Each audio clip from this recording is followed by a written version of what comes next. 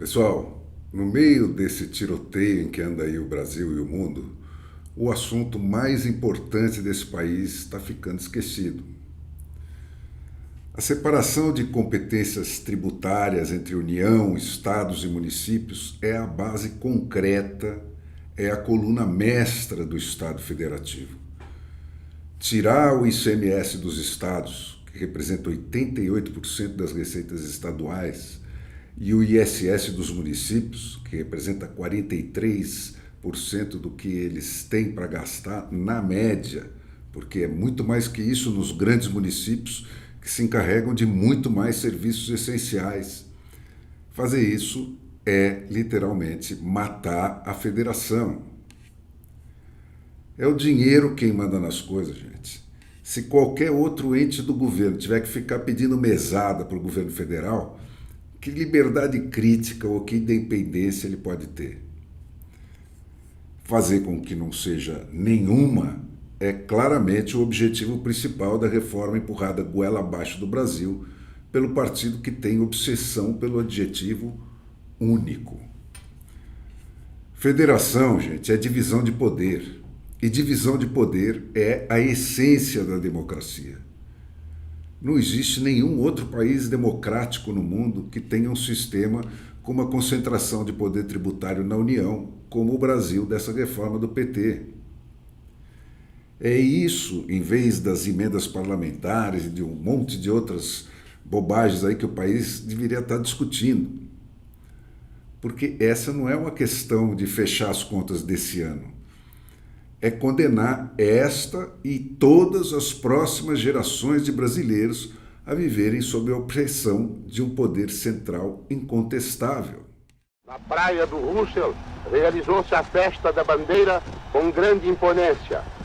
Comparecendo a esta solenidade cívica, os senhores presidentes da República, ministros de Estado, corpo diplomático e altas autoridades civis e militares. As bandeiras representando os estados do Brasil, abolidas pela nova Constituição, enfileiradas aguardam o momento da cremação. O primeiro grande espetáculo do Estado Novo é montado no dia do aniversário do levante militar, conhecido como a Intentona Comunista. O ritual é conduzido por Heitor Villa-Lobos, pelo cardeal Dom Sebastião Leme e pelo ministro da Justiça, Francisco Campos.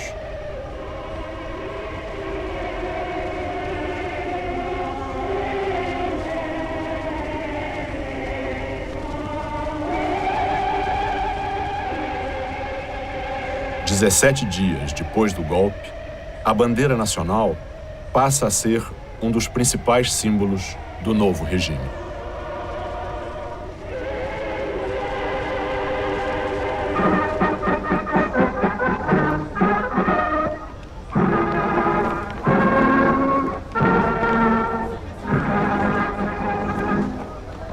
Em uma pira é feita a cremação das bandeiras estaduais, que desapareceram por um dispositivo da nova Constituição para serem substituídas por uma só bandeira, a nacional.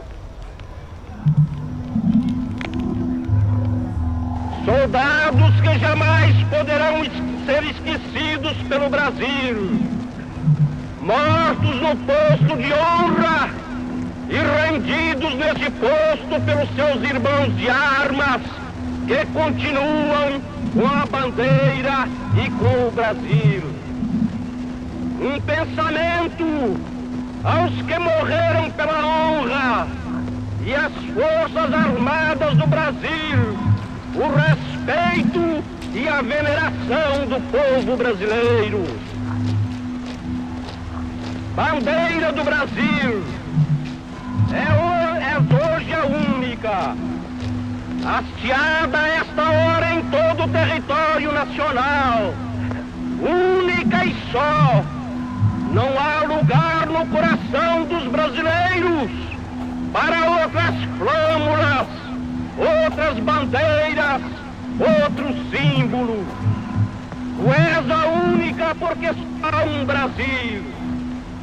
Em torno de ti se refaz de novo a unidade do Brasil, a unidade de pensamento e de ação, a unidade... Além das bandeiras estaduais, os partidos políticos também são extintos. A unidade que somente pode...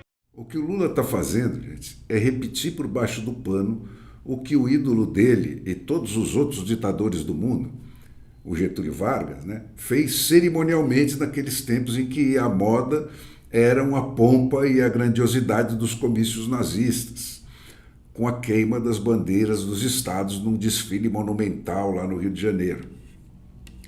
E o Lula está fazendo isso deliberada, consciente e dolosamente. O Everaldo Maciel, o Roque Carrasa, o Humberto Ávila, o Ives Gandra, o Hamilton Dias de Souza, todos os melhores tributaristas do país alertaram o Bernard Api sobre o desvio antifederativo que estava embutido na reforma dele. E fizeram mais que isso.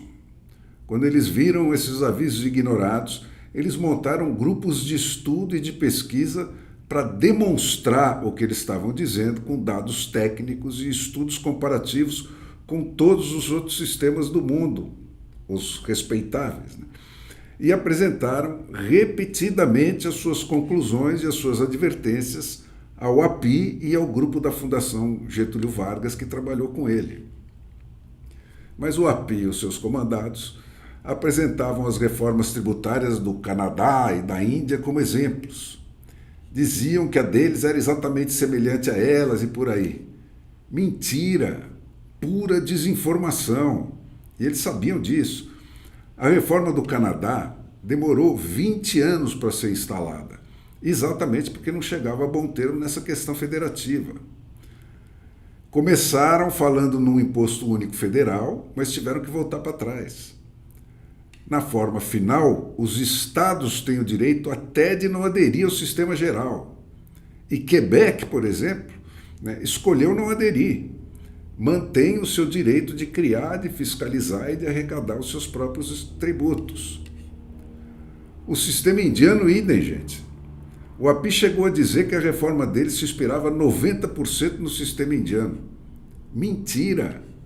O sistema indiano ficou em debate de 1999 até 2016, antes de ser aprovado, também por causa da questão federativa. E lá, quem manda no comitê gestor que redistribui o que é arrecadado são os estados, que têm 2/3 dos votos contra 1/3 da União.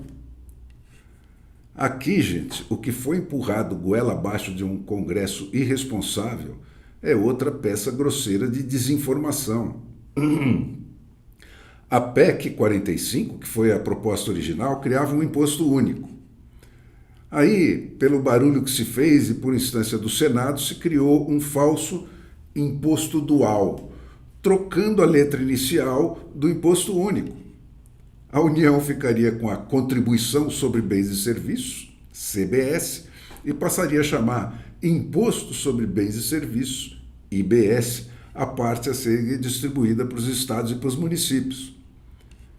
Só que, e é aí que vem o que interessa, o nosso comitê gestor, encarregado, entre aspas, de discutir essa redistribuição, vai ser composto por 4 membros, representando a União e o seu interesse único, e outros 4 membros, representando os 5.570 municípios e os 27 estados da Federação Apunhalada, com seus milhares de interesses e de necessidades radicalmente diferentes entre si. E todos eles, obrigatoriamente, terão que harmonizar as suas decisões. Gente, harmonizar significa que todo mundo vai ter obrigatoriamente que seguir a mesma regra. E não é preciso pensar 2 minutos para entender que, mesmo que os 4 representantes dos 5.570 municípios e 27 estados, com interesses e com necessidades irreconciliáveis, consigam chegar ao milagre de um consenso, esse consenso vai ter, obrigatoriamente, que se harmonizar com a decisão que os 4 representantes do interesse único da União baixarem lá de cima.